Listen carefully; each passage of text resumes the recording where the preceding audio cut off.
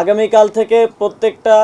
কারখানা যাতে চলমান থাকে, প্রত্যেকটা কারখানা কার্যক্রম চলমান থাকে, আমাদের ইন্ডাস্ট্রি যাতে বাঁচে, আমাদের শিল্প যাতে হাতছাড়া না হয়, সেজন্য শ্রমিক, মালিক, সরকার সবাই ঐক্যবদ্ধভাবে আমরা কাজ করব এবং শ্রমিকদের প্রতি আহ্বান থাকবে আপনারা কর্মস্থলে ফিরে যাবেন। আলটিমেটলি যদি শিল্প না বাঁচে তাহলে শ্রমিকও বাঁচবে না। সরকার এখন কোনো প্রকার বিশৃঙ্খলা আর কোনোভাবেই বরদাস্ত করবে না এবং এই সরকার গঠনের পর থেকেই যেহেতু একটা গণতান্ত্রিক পরিবেশ তৈরি হয়েছে বাংলাদেশে, দীর্ঘ বঞ্চনা এবং যেই বৈষম্যের শিকার দেশের মানুষ প্রতিটি সেক্টর থেকেই সবাই তাদের সেই কথাগুলো, সেই দাবিগুলো নিয়ে এসেছে। একইভাবে শ্রমিকরাও তাদের দাবিগুলো নিয়ে এসেছেন এবং এই সমস্যা তো আর আজকে তৈরি হয়নি, এই সমস্যাটা দীর্ঘদিনের। আমরা এর আগেও দেখেছি যে বিভিন্ন শ্রমিকদের দাবি আছে এবং মালিক শ্রমিকের মধ্যে বিভিন্ন বোঝাপড়ার বিষয় আছে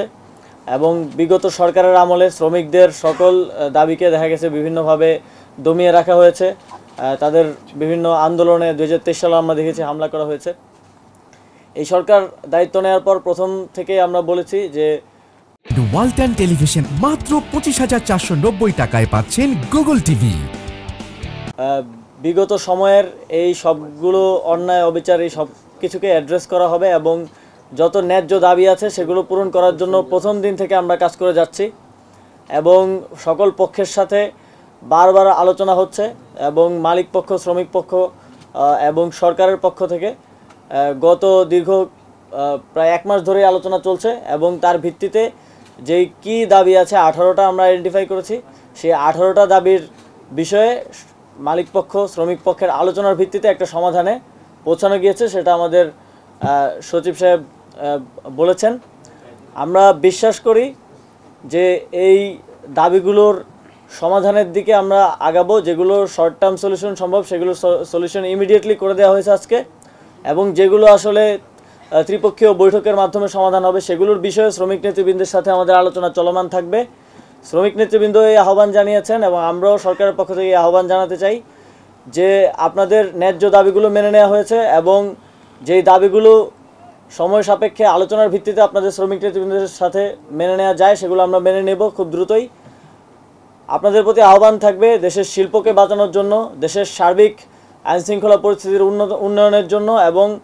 যেই নতুন বাংলাদেশ অনেক রক্তের বিনিময়ে আমরা অর্জন করেছি তাকে সমুন্নত রাখা এবং সামনের দিকে এগিয়ে নেওয়ার জন্য আপনারা স্ব কর্মস্থলে ফিরে যাবেন। আগামীকাল থেকে প্রত্যেকটা কারখানা যাতে চলমান থাকে, প্রত্যেকটা কারখানা কার্যক্রম চলমান থাকে, আমাদের ইন্ডাস্ট্রি যাতে বাঁচে, আমাদের শিল্প যাতে হাতছাড়া না হয়, সেজন্য শ্রমিক, মালিক, সরকার সবাই ঐক্যবদ্ধভাবে আমরা কাজ করব এবং শ্রমিকদের প্রতি আহ্বান থাকবে আপনারা কর্মস্থলে ফিরে যাবেন। আলটিমেটলি যদি শিল্প না বাঁচে তাহলে শ্রমিকও বাঁচবে না, এই সরকারেরও প্রয়োজন হবে না এবং মালিকও বাঁচবে না। তাই আমাদেরকে শিল্পকে বাঁচাতে হবে, আমাদের ইন্ডাস্ট্রি যাতে আমাদের হাতে থাকে সেটা নিশ্চিত করতে হবে এবং মালিক পক্ষের প্রতি আমার আহ্বান থাকবে